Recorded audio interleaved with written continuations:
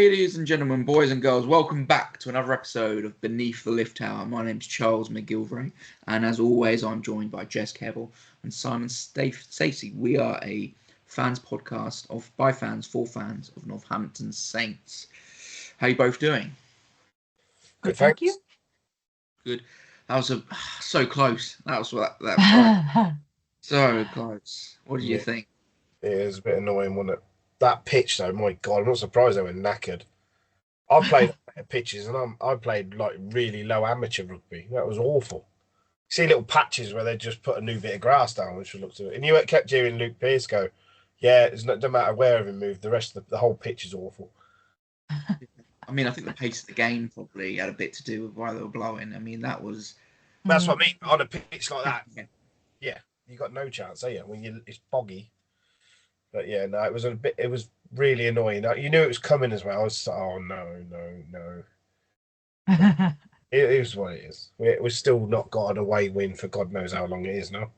But it was close enough. Yeah.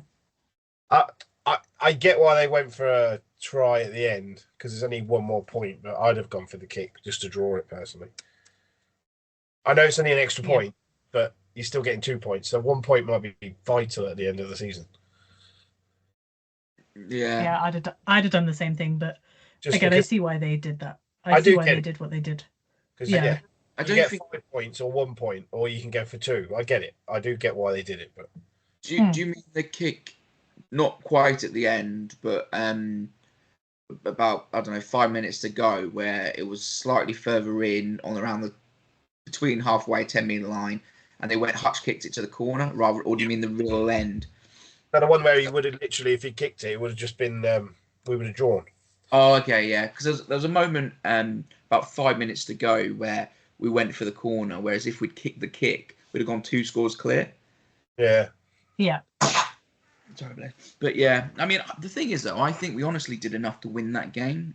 Yeah, it was mental. Yeah, there were a few moments where, had the outcome been different, we would have probably won the game. You know, there was I'm not going to name names, I'm not going to name and shame people, right? But there were a few individual errors that, just happen as part of the game. But one of them was, we scored the try to go 1910 or something like that.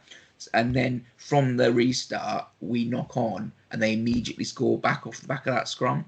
If we'd have caught the ball, set it up, cleared it, they would have never had the chance to go 2 scores because we'd have wasted 5 minutes down their end. And then there was another moment where we were winning by a few points by a score, before they scored their last try, and we had a scrum around the halfway line, and the ball got played out the back, but didn't get played to the man, and so we ended up, sort of fumbling the ball backwards and ended up with possession on our own 22. If we'd have managed to keep hold of that ball, maybe set up a kick for James to stick it in the corner, which I'm assuming was probably what they were planning to do there, or we'd not done that, we just kicked it straight off the back of the scrum, put it in the corner, there would have probably been enough time wasted there and territory gained that they wouldn't have been able to win. And it's those sort of finite moments, one is decision making, but also skill execution under pressure at that point in time, probably just cost us, and that's an experience thing, I think. Yeah, there was so many players missing, weren't there? So. Yeah, I think, to be fair, to be that close with all those, was it 17 players missing? I think someone said that's just insane, and to still put a team out of that quality, so it just shows, doesn't it? Nearly. It's like a weird one with that. I'd say on the one hand, I think I was kind of proud of the performance of, like you said, some of the people that don't have that much experience, haven't started very many games, but also feeling it was really poor to let a lead go that we'd had for 76 minutes. Like, we'd led the game for 76 minutes, and so to give it away literally right at the end. So it's kind of that weird thing of kind of those two things kind of exist at the same time. Like, if someone had told me that was going to be the score at the start of the game, I said, actually, that's much better than I was expecting, because I thought with the team that we put out, it was going to be potentially really tough. Then you actually watch the game and you think, to lose it, because it wasn't like the lead went back and forth. We were literally in the lead for the whole game right up until the end. And I think it's just an experience thing, like you said. And I think there were still some really good performances in there. It's just literally at the end. I mean, Harlequins for the past few seasons have had a thing of winning right at the end, haven't they? Like snatching victory at the jaws of defeat, and they've got the experience to be able to pull that off. And I think, yeah, that just told really at the end. But Yeah, it's close. I think it's fair to point out, I know we were missing like silly numbers, 17 players that would have been in contention, whatever. But it's worth saying, obviously, Quins were missing an awful lot of their stars as well. And I think in reality, the two teams that were put out were quite even, and that's why the score was quite even, and it could have gone either way because the talent on show from both teams was probably on parity. But it doesn't sort of negate from the fact of a young side going away from home. We haven't won many away games. We haven't got that sort of that run like we had before. To put in really good performance and almost do it. And like I said, small moments throughout the game. If they'd have gone slightly differently, ball to hand or not a knock on, I think we would have won that. We were the better side, and even without the ball, I thought we were great. Some of our long spells, defensive efforts were tremendous.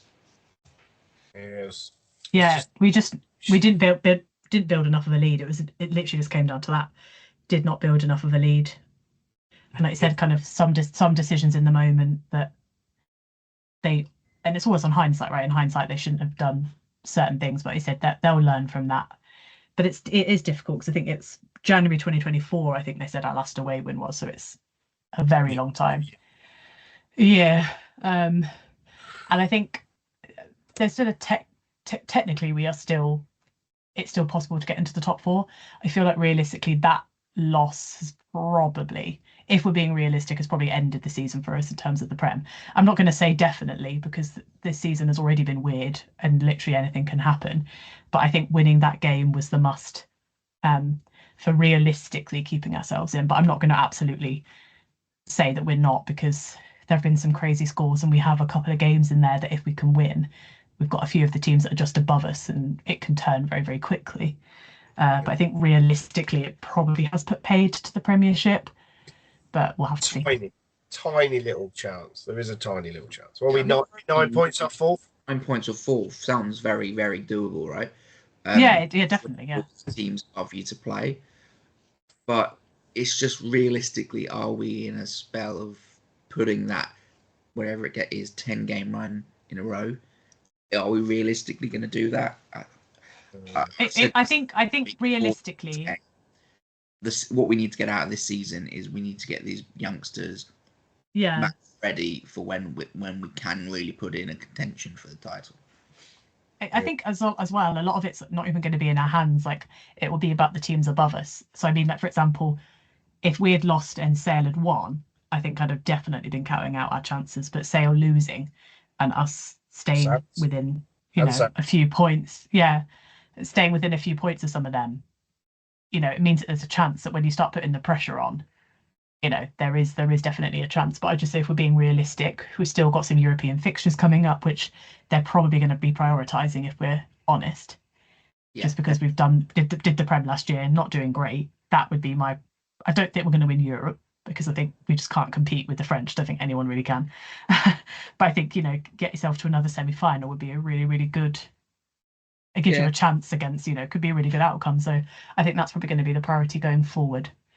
And honestly, they may even prioritise the Prem Rugby Cup, to be honest with you, because there's a chance of coming away with some silverware in a comp like that. We've got some very good youngsters in there that, may have a go at that. So yeah, I'd say Prem's probably realistically off the table, but I'm not going to say definitely, because who actually knows at this point? Well, you can't, not when you've seen Saris and Sale lose, can you?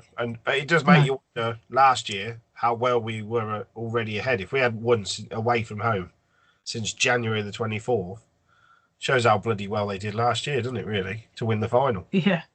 I mean, that was close, wasn't it? But at this point, like, weren't we joint points with someone by the end of it? But this year, I think Bath are going to have a decent margin over whoever's even second by the end of it. But I don't know how close it will be necessarily. But What do we think of individual performances in the Quins game? Who stood out? Tariq Afar was just Tariq Afar. Yeah, he's on something, obviously, at the minute. Like, I know he's an ex-back rower, but he was playing back row in the front row. And every time he got the ball, he made meters. He was an absolute beast. And they kept saying, oh, this lad that everyone's been like, they're so fickle, the commentators. Like they probably not spoke about him at all till he plays well, and then they're like, everyone's watching this boy. No, they probably weren't. But Yeah. what a performance, even though we lost. He came obviously to the club with a lot of prospect and a bit of hype around him and real excitement. And then he probably struggled with a number of elements of his game. But over the last, since he's been able to get a run of, Manny's injury, sort of giving him an opportunity, and he snatched it. Like his ball carrying is top grade for a front row forward. There aren't many that carry it with the aggression and speed.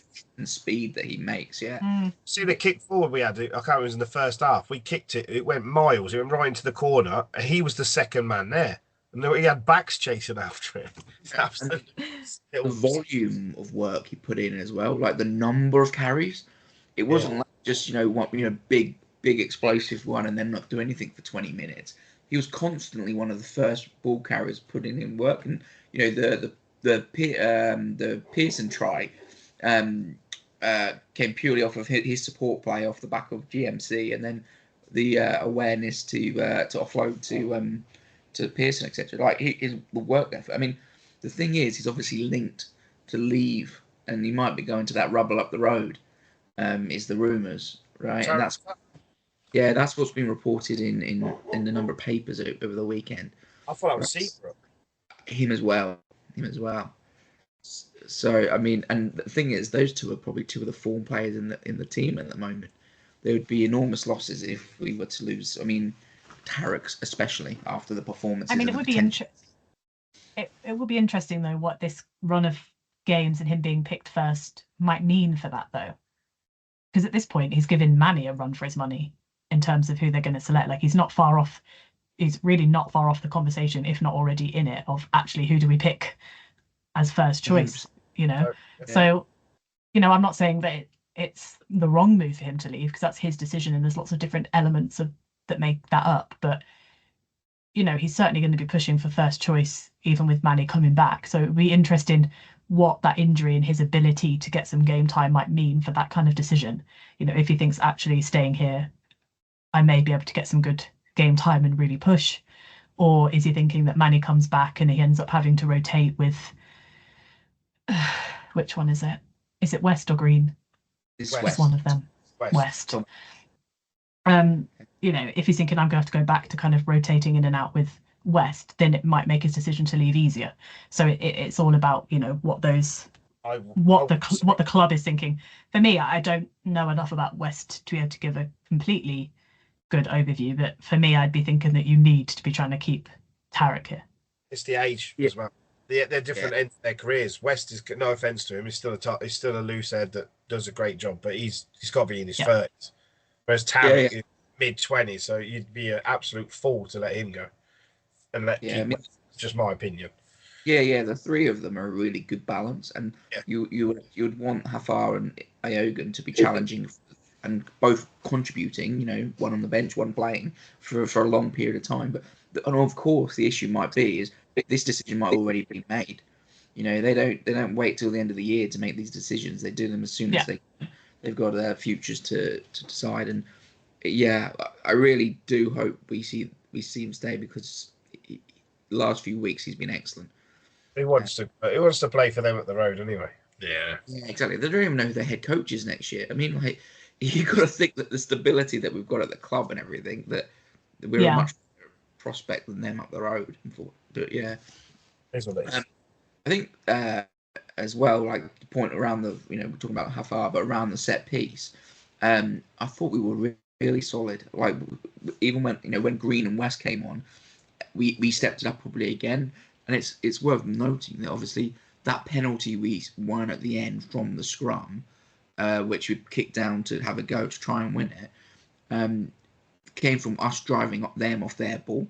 Yeah. And I also think a lot of that goes down to Big Ed Prowse coming on in the second row. You got a bit of a love for him, ain't you? I think he might be the new chosen one. I think he might be the one we weren't expecting. But he adds he adds that weight that we were missing when Mooney left. Yeah. He comes with obviously he's probably still got a lot of development around his set piece at line out time, but at scrum time, we absolutely destroyed them.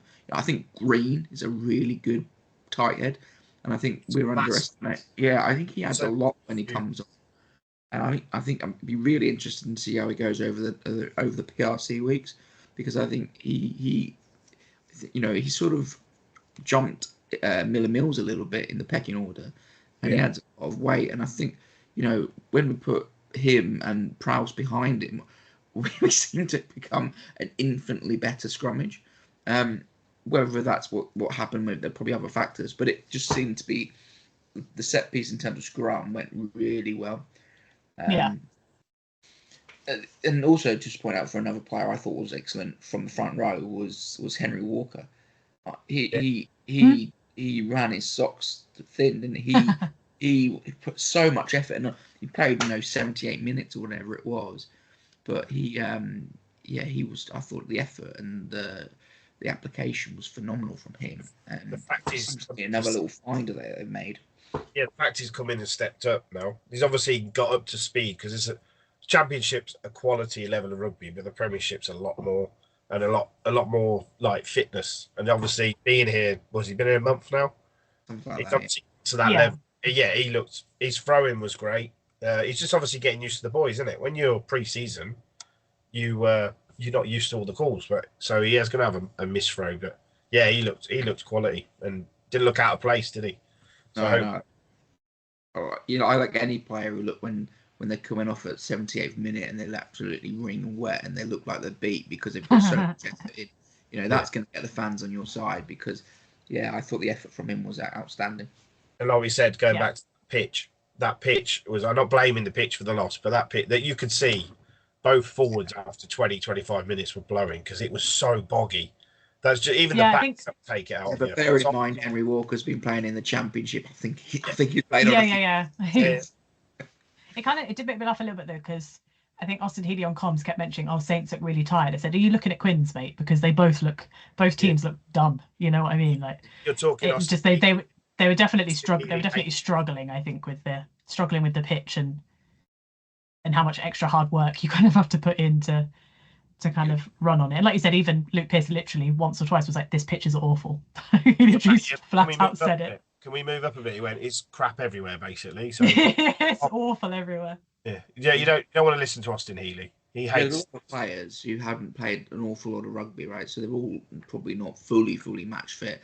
And then you also had that incredible pacer game. It was a tremendous game of rugby. Yeah. And so therefore, of course, they're going to be knackered. It's what you want to see. You don't expect them to be, light and breezy after 78 minutes in a properly hard fought game.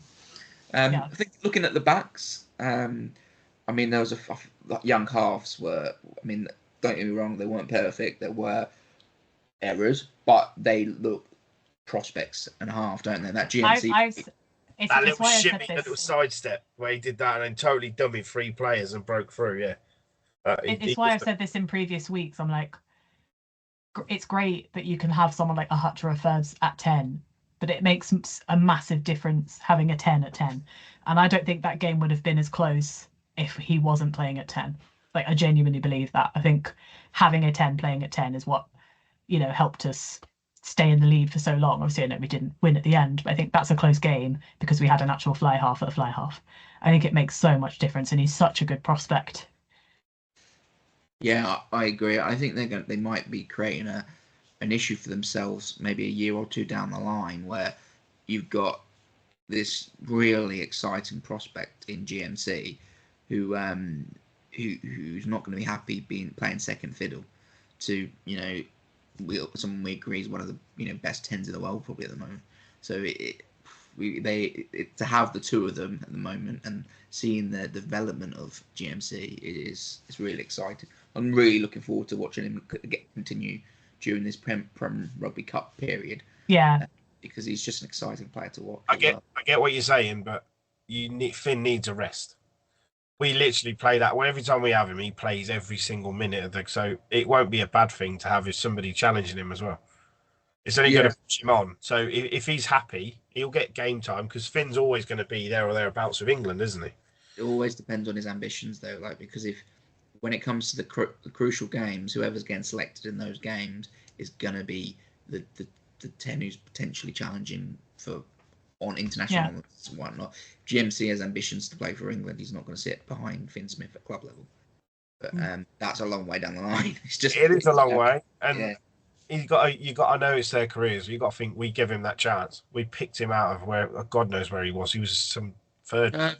He was in the Irish academy, so I know originally, but he was playing a lot lower down, weren't he? So yeah, he dropped down to the Reading Rams, obviously, which is where he's from, local side. But he was still involved in England under-20s, so he was probably just waiting for the opportunity for a club to pick him up. But I think, that's just unfortunate for a lot of youngsters in those systems. How many of those youngsters in the systems they were holding on to because they know that they were going to peak a few years down the line. I'm talking about the 3 Premiership clubs that went bust. They must have had a few that were project players that weren't peaking at that point, but they knew they were going to be there. They're probably just, potential completely gone. He's been really fortunate, I suppose, but he's also got all the quality that he would have always got to the top, you imagine. He could always say he's quite a bulky lad. You could always play him at 12 as well. He's a ball player, so he could be.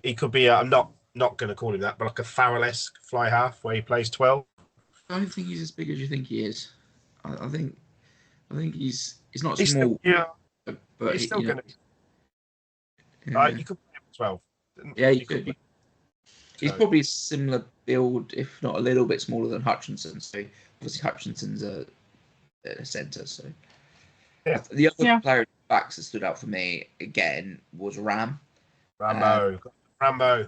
Ram-Air is fully operational once again. He is just becoming.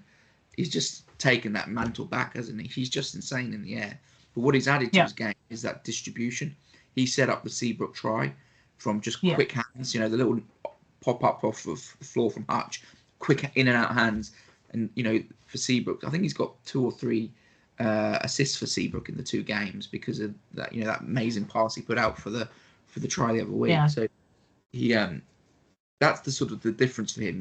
When you can what Furbank brings to the role is that ball playing distribution aspect, and you'd think Ram isn't that type of player, but if he's adding this ball playing skills to his game, it's just going to get better and better. Yeah. You can't deny it. I'm a big fan of Rambo. He's probably my favourite player, to be fair. And he literally should be, even when Hendy's fit, he should be a fullback. He's not a winger, he's a fullback. Where he can do that jump. I thought he got took out a few times a bit early before he landed, but Pierce let it go. He literally goes up. You'd put your mortgage on him catching it, wouldn't you? He's not going to miss it. It's just insane. Pierce is so frustrating because he is, for me, the best referee in calling in seeing it right. But he has this sort of this will to just play such a fast game to create an entertaining fixture. But that's not really his role. His role is to enforce the rules. At one point, very early on in the game, Launchbury strips the ball. And he goes, "You're not allowed to do that." So he just gives it to him back. That was so funny.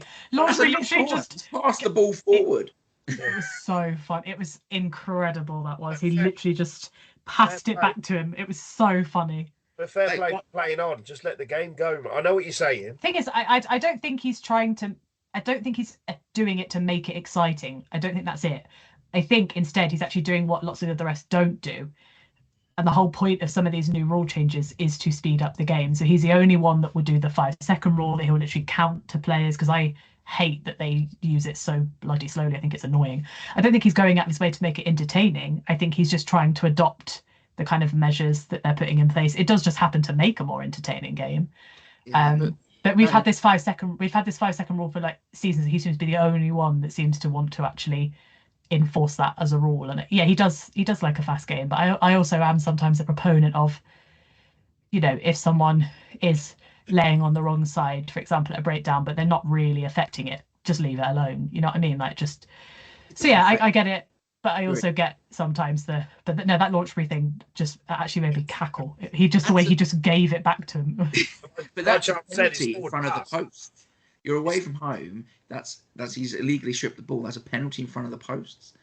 And I don't understand why we shouldn't just have that penalty. But there's another instance where it's sort of kicked through They knock it on. Timo catches the ball, and then he goes like, advantage, and then Timo takes it into contact, and he knocks on in contact, and then they get the scrum because he's deemed the fact that we had the ball as advantage over.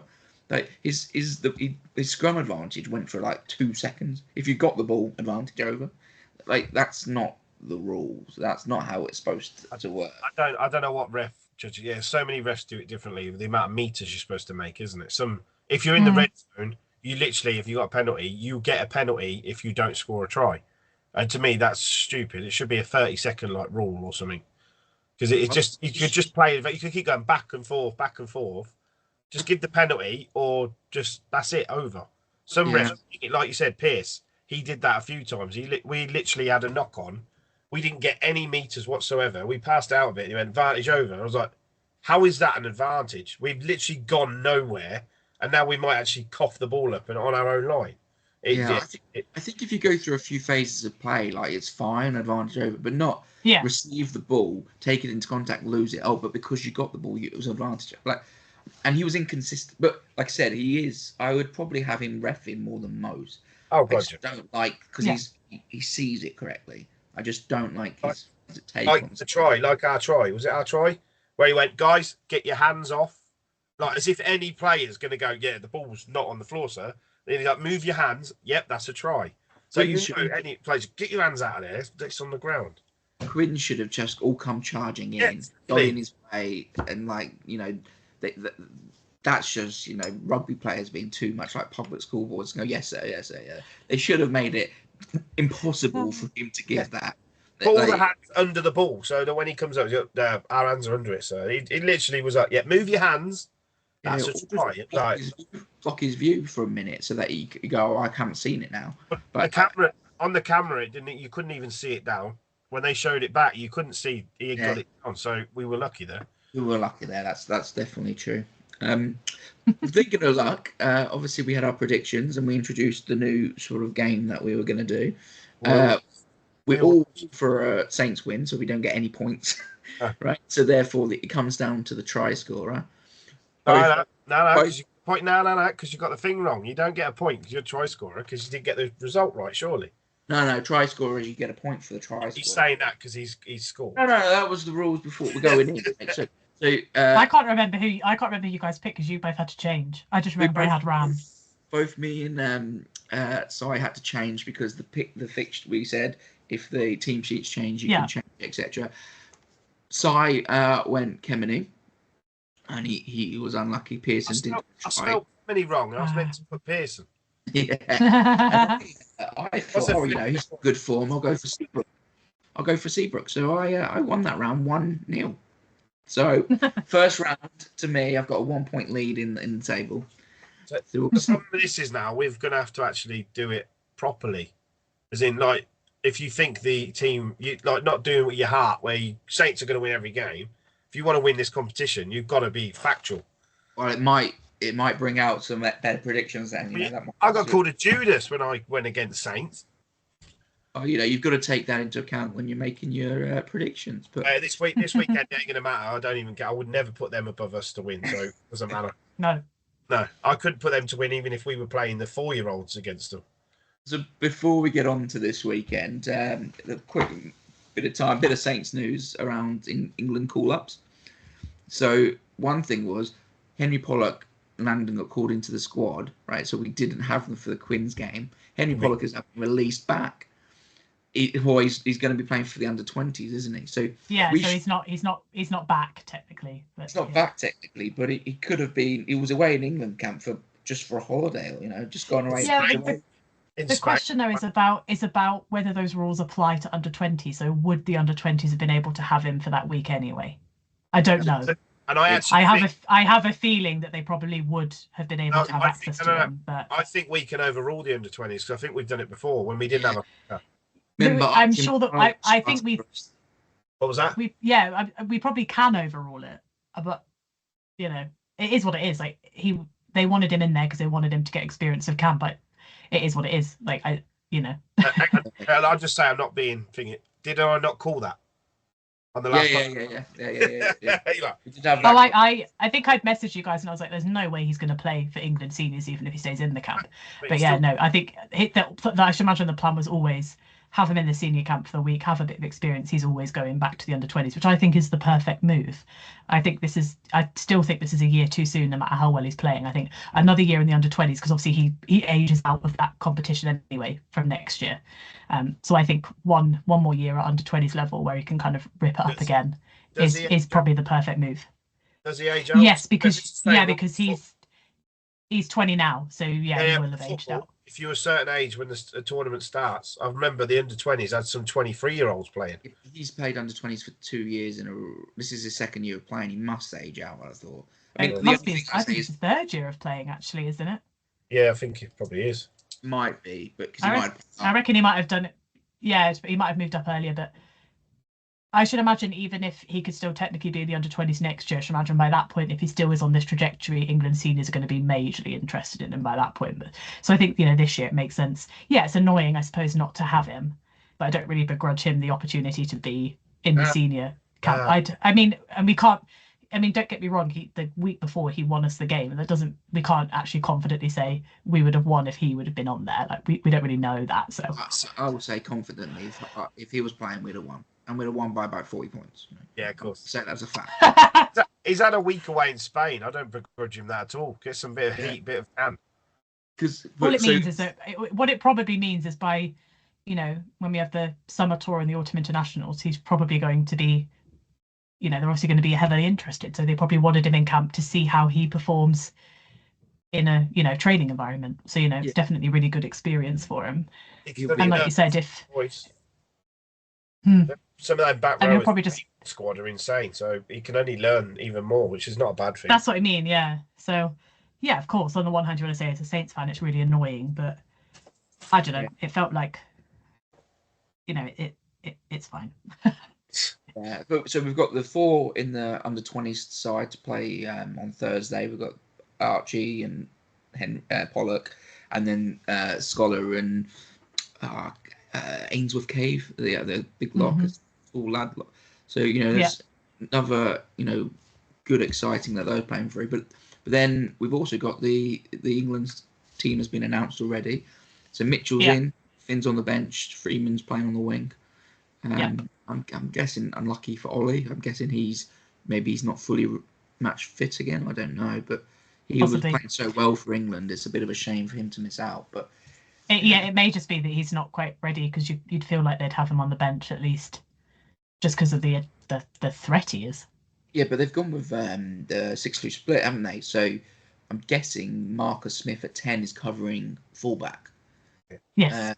So if anything was to happen with any of the back 3, he would go into back 3 and Finn would come on. Come on, yeah. I can't imagine Harry Randall would do so well on the wing at international level. I don't know. He's pretty rapid. Yeah, but I mean, it's tight. But yeah, he's. I mean, I know. I don't get me wrong. Any size can play rugby, but he is way too small to go on the wing. But he is fast. He's very fast. Paul Diggin was tiny. Yeah, but he was also stocky. Like Harry Randall was just literally minuscule as a person. I think Paul Digging would have to have a bit of height on Harry Randall. Harry Randall is very possibly, yeah. But he's a 9 and he deserves to be in the squad. But yeah, like I say, they must be measuring on the fact that Marcus Smith would cover fullback. So anything was to happen to the back 3, he would go in there. But yeah. I mean, I should imagine that they're probably counting their lucky stars that Mitchell is fit, because that for me, it's nothing. And I'm not saying this in kind of a biased way, because I think all the commentators seem to be saying the same thing. That that was one of the key. He's one of the key people that England missed when he couldn't play previously. The people we had in at 9 did not step up, and they missed him massively. So it's great that whatever that little kind of niggle was, it's gone, and he's able to play. And then Freeman on the wing is really a no-brainer, isn't it? Did he not play almost all of the minutes back in the He's pretty much established himself on the wing. I said and then the other wing is obviously kind of a bit more open with a good few people kind of putting their name forward. But because Ollie did really, really well during that autumn period. He scored quite a few tries and he looked look really at the level. I think it's just this injury. I think both him and Yeah. Furbank just got injured at the wrong time, which is a real. Oh yeah, because Freddie Stewart was all right when he played before because he replaced Furbank, didn't he, for one match? But then they brought Furbank straight back because it just didn't work how they wanted it to. Like I know as much as everyone still keeps bigging Stewart up, I still think Furbank is probably their first choice by a decent margin still. So yeah, it's just the injury. It's just at the wrong time. By a country mile. They're not even in the same level, those two. He's I- good at catching the high ball, but that's it. He's got no. I think he's Freddie improved. Stewart I think he's improved his. He has improved his game. It's still though, for my money, miles off of what Furbank can He's just got no pace. give. Yeah, I agree. I think he has massively improved again, but he's still Furbs is still, if he's fit and firing, he's the best option. I also think Dingle was so unlucky to miss out to Henry Slade again. I know that they've changed their defensive system, so they won't be quite blitz heavy and awful as they were in the autumn with Henry Slade shooting out everywhere and getting his lines wrong. That's it. They bought a new book, haven't they? Yeah, they've got the new defense coach, so maybe that's why they're giving Henry Slade a second bite at it. But maybe. I think you know the old book. You know the old book of Where's Wally? It's now Where's Henry going? That's what it is. Yeah. He does. He just where the heck's he gone? And he totally misses his line, especially against Ireland. You can't bloody do that. Yeah. That's what I mean. Like certain defensive setups work for certain people and don't for others. Like I said, the blitz defensive setup is not Henry Slade's game, like very clearly. So yeah, it'd be interesting to see, because I should imagine that's maybe why he's gotten the start. It's a case of they think he's talented enough that maybe with the new setup he fits in better. But I wonder if he's on kind of a short leash of, you've only got a couple of games maybe to show. Are we back into the Borthwick's fanboy? So is it the back to the old fashioned like Jones? Your face, I like your face. You're playing because no offense to Exeter, I know they won at the weekend, but they've been poor this year, and he's in a poor side. So why is he getting picked ahead of other people? I think the real reason is the same reason we have at the club level with if Furbank's fit or not. If Furbank is fit and at 15, it allows you maybe to go a bit firmer in the midfield. You maybe play Freeman there or Litchfield, etc. Because Furbank plays as a second ball carrier. If we've got, say, Ram at 15 or Hendy at 15, it's essential that we have Hutch in the midfield as that second ball player. So going back, just another player. I thought he was amazing on the wing, Litchfield. We didn't mention him. Yeah. Great carries. Sorry, we'll carry on. But but you're right. He was amazing. He's strong. Yeah. I'd love to have seen him in midfield a bit more because he defends a lot better there. But yeah, his ball carrying is just tremendous, isn't it? But the point being, Sorry. Yeah, sorry. I was going to say, with England, it's the case of because they're down the route of Stewart at fullback, they're playing Slade, who's more of a ball player, he's played at 10. Yeah. In the midfield to balance the back line out to get extra ball players in there is the. I'll be honest. I think the person I actually really want to see finally get some starts at international is Hutch. But I know it's obviously Scotland and it's not the team. He's got a chance with Tuipulotu obviously out for the whole tournament. So I'm just kind of hoping that he really gets his kind of time to shine because, like you said, he's always been good, but some of the performances he's put in this season have just hit another level. Like in terms of how well he's been playing, and I really hope he's able to have a chance against. And this is not me trying to crap on other teams, but you want him to have a chance against some of the stronger teams. Like you don't want to see him paraded out. But normally I say Italy, but realistically it's Wales this year, isn't it? In terms of who's probably the poorest country at the moment out of the lot, it's probably Wales. And we're not living. You want to see? Are we?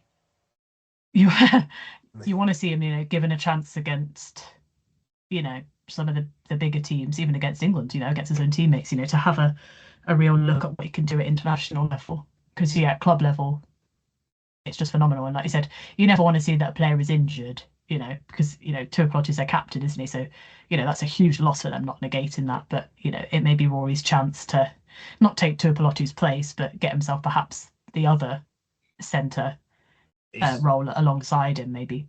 To be fair, probably a shoe-in for centre for the Lions, I would say. Oh, Tuipulotu is incredible. It's just insane. Like outside of, not just because he's captain, I just think as a player, I think he's like an immovable person from the lineup. So Yeah, and the thing with him as well is he is pretty much the best of all. He's a real big physical presence, carries really well, but he's also really skillful. So like Hutch comes with a huge amount of talent in terms of creating space for others, but he's obviously not the big impact player that he is. So therefore, it might be that I think I really agree with you. I hope he gets a chance because him and Finn could be electric together. Oh my god, yeah. Because I mean, I think he played, didn't he? Once was it in the summer autumn? It was against Portugal. Yeah. And I was like, that's not the chance and that's nothing against Portugal, but they're not in the, they're not the level of Scotland and others, are they? So let's be real.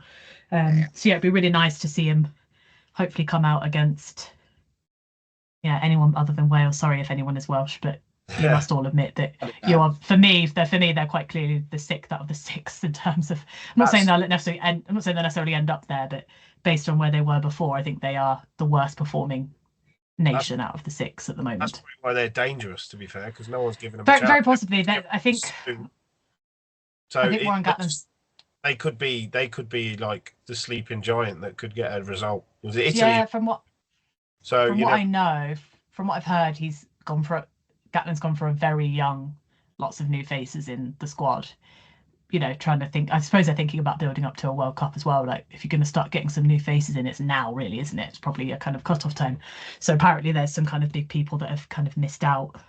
See, Alex. I mean, I don't left as well. Don't know the ins and outs of it. Yeah, massively, Alex King's left, hasn't he? Alex has been replaced by the guy. What's his name? He was the previous attack coach who got done for betting issues. Rob Howley. Rob Howley. He's got Well, I would like you going back to Tui Pilotu, by the way. I would like to see the Tui Pilotu tartan, by the way. That's got to be. That is not a Scottish name, is it? I think it's his dad. Oh no! I must say that the video of his grandmother she came over because she lives in Australia, I think now. Something like that. Yeah. She came over because he's got a brother, hasn't he? She came over to see them both playing. It was really sweet. But she's a very Scottish grandmother. So it just makes you to be fair, look Tui Pilotu. It's the same as Irish to Bundyaki.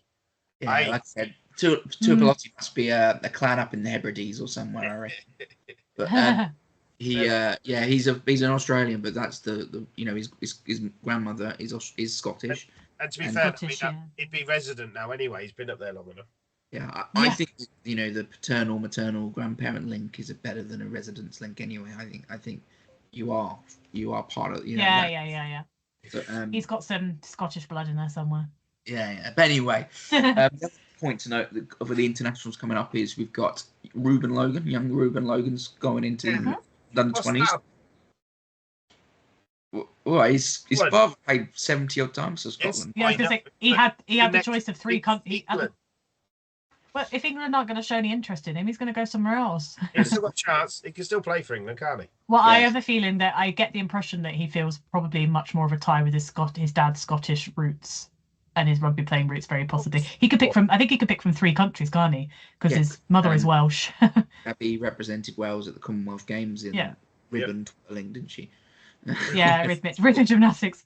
And then I'm assuming that he's been in England long enough that he was even born here. I don't know enough about him. He must have been born here. Yeah, so he can pick from three. Under 18s, didn't he? Yeah. Right. So he has gone through the England system, and it's probably just keeping options open. So like you said, under 20s doesn't disqualify you from.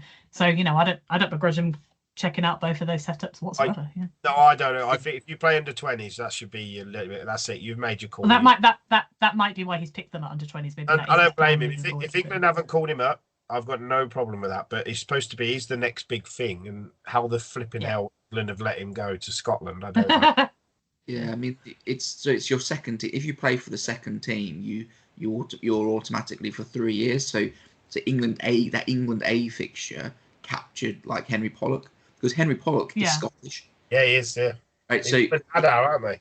Yeah, both his parents are Scottish, but because he played in that England A fixture, he's captured for 3 years, etc. But so I don't know whether the Scotland under 20s is classified as their A team.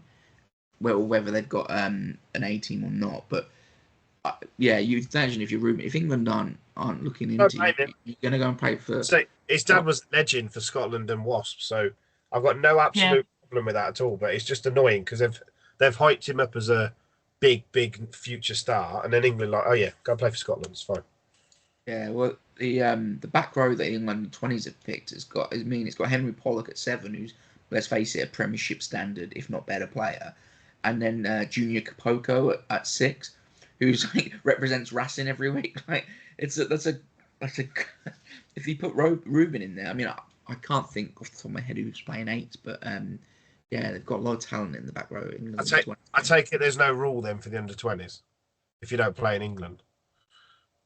No, you've got to play in England to play for England, don't you? Yeah, there's not, and that's why I'm pretty confident you'll see Junior Kapoko come back to the Prem at some point, and I'm really hoping it's in a green, black, and gold jersey. But I imagine it might be in a Saracens jersey. But anyway, and then the other just under 20 representative we're going to have is, and it's probably less known, it's Eduardo Taldaro, who seems to be scoring for fun for the under 18s this season and for last season. What an awesome name! Yeah, but he will be representing Italy in the under 20s, and he seems to be scoring. Fun. I was like, if he'd said anything other than Italy, then I'd be like, what? Yeah, his name is Eduardo. Ireland, they may have the way the Irish are. Yeah, it's so funny if you said he's going to be representing Ireland. I'd be like, no. I would have had to put Tadaro there. Tadaro, yeah. Tadaro, yeah. Also a great name, yeah. But yeah, so that'll be interesting to see how they go over the next. But back to Saints. Quickly look ahead to we can call it a derby. Yeah.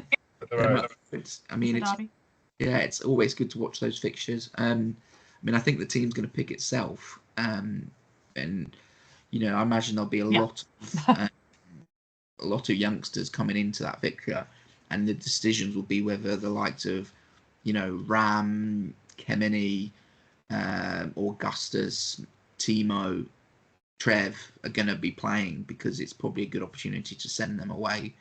I think some won't. I think Timo, there's every chance that he will, because he's only got one game since coming back. So they might want to, just because he simply doesn't have match time. So there's every chance that but it also may be that he doesn't play in this one and he plays in one nearer towards the end of the fixtures. Perhaps he plays like the last 2 rather than the first 2. So I think we'll see him at some point. I think we will see some first teamers. I think they said that Hendy was really close. So if he's back and he's back this week, I think they'll just put him in, because I think he probably needs game time, because he's been out for longer than they expected. So there's every chance that you'll see someone like Hendy feature this weekend. Because like you said, you can use it. Yes, you use it for the youngsters, but teams will also use it for things like that. Anyone who is coming back from injury and hasn't played, because he's not played for quite a while now at this point. It's been a good few weeks now at this stage. So we might see him feature in 1 or 2, maybe even all of them, very possibly. If we were playing anybody but them, I'd send just a young lads up there. But you need to sort of get your bragging rights. Get your little bits in there, yeah. You have to go a bit strong. Just don't get a walkover, because nobody likes losing to them. I think the players that are, guaranteed first team starters, the likes of Augustus and Big Trev, they'll probably be on a beach, hopefully. Yeah, send them off to a beach. Oh yeah, 100%, yeah. But I think those. I would even say the same. I'd say the same with Ram, just because of Fairbank with the injury.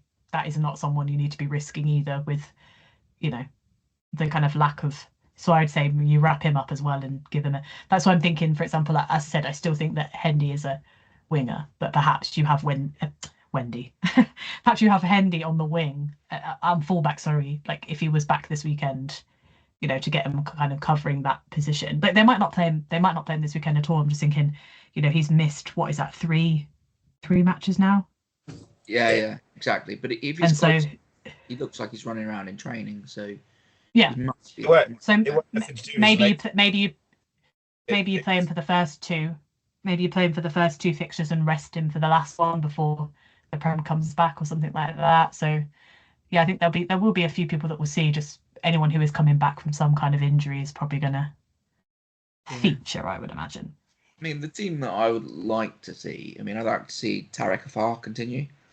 I'd like to see Wright starting. I know, like I said, Walker's been really, really great, right? Really, really rate what he's come in and done. But I would probably get Wright some game time because he's a real potential. Yeah. And then get Green starts. Get it because I really want to see what he's doing. I want to see Big Ed Prowse in the second row. I want to see. Do you want me to get you to a room? I want to see Ed Prowse and Tom in a second row. I think you got a real good balance there of line out option, cooler, and a big weight tight head lock. I'd love to see how that goes, especially up at Welford Road. And that's what I would go with as a tight five. Back row, I don't really like. I think Finn Brown will play. Yeah. I think Angus Scott Young will play. I don't think they'll go with Kemeny, Pearson, or Augustus. So it's sort of like, are we looking at Archie Benson maybe? I think one of them would be on the bench. Say again. I think one of them has to be on the bench just for a bit of leadership and a bit of. Yeah, it might be. Well, also just because we won't have anyone to replace them other than some of our first teamers, probably just based on where we. Unless someone like Chung Yamunga is fit and firing, so he comes into the second row and. I mean, if he's. If he is fit, then because he was captain, wasn't he, for a couple of the. So he's probably would be absolutely straight in there if he was back. Yeah. That's hard to call because we just simply don't know. We just simply don't know. But they're the players you want to see given game time in this competition. I think make these Cuba, you definitely want him at 10. You'd love to see Archie McFarland at 9, but he's going to be away with England, so it sort of only leaves Tom James, and I'm guessing. And also James doesn't have a huge amount of game time, does he? Actually, because he wasn't playing at all for a couple of weeks. So he's someone that you would just. And then he didn't start this weekend either. So for me, that's actually a no-brainer of kind of, you need him in there, you need him playing. Yeah, exactly. And then I'm really liking the look of Savala and Litchfield in the midfield. I'd run that again. I think they've gone really well in this tournament. Seabrook, keep him flying. Hendy at fullback, and Glister maybe comes onto the wing. Or one of the, and you got another. For the like Wittett has been playing in a few games, and Toby Cousins I think came back for. I can't think who, but he came back at the weekend playing for one of the teams that they often send players out to. So I think it's going to be quite a young bench. I'm thinking, because But, I mean, we have kind of. I suppose the only positive we're thinking about the tournament moving forward is that, being at the top, if this is the game, I never want to say that we're going to lose against Leicester. I'm still going to predict us to win because I just can't do it. But let's just say that perhaps we don't win against Leicester and you have got a young team up. You can probably afford to drop one of those games, with, to lose one without it being, because we are top, I believe, aren't we, with 3 out of 3? Is it 3 out of 3? Yeah, really well. So you can kind of afford, if there is, if you have to put a young team up because it's literally all we've got and you lose one, it's not the absolute end of the world. So it will just be a really good experience for them at Welford Road in a fixture that they'll want to win. Yeah, exactly.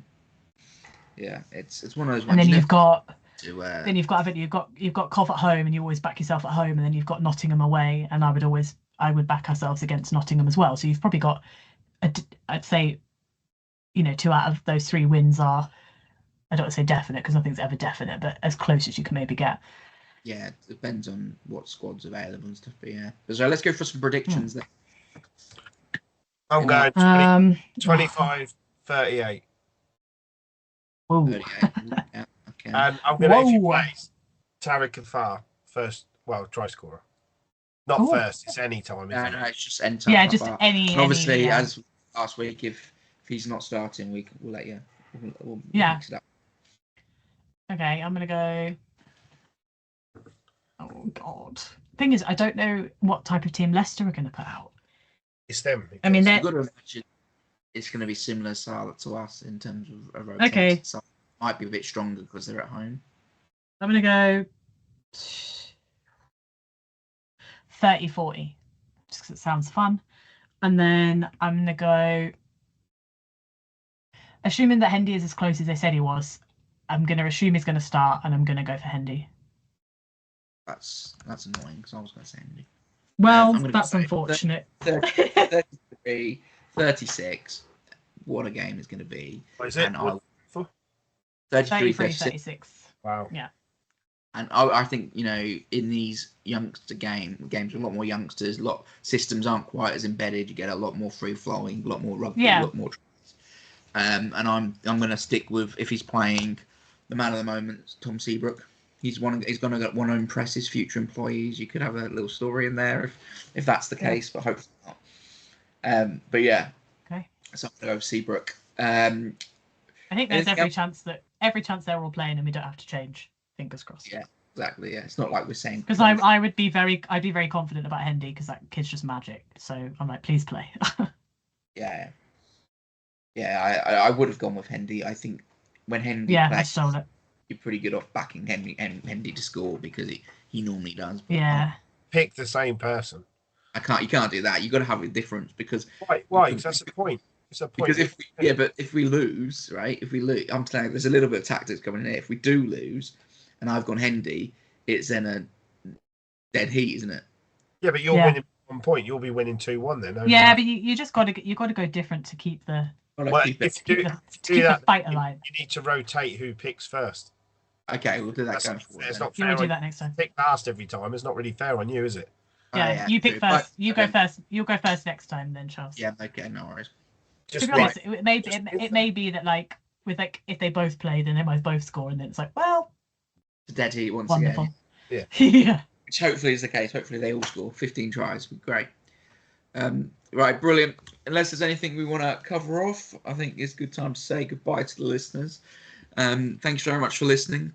Please remember to leave feedback and let us know how we're getting on. We've got some really exciting podcasts coming up, so can't wait to bring you that. But I've been Charles, Jess has been Jess, Simon's been Simon. Thank you for listening. Goodbye. Thank you.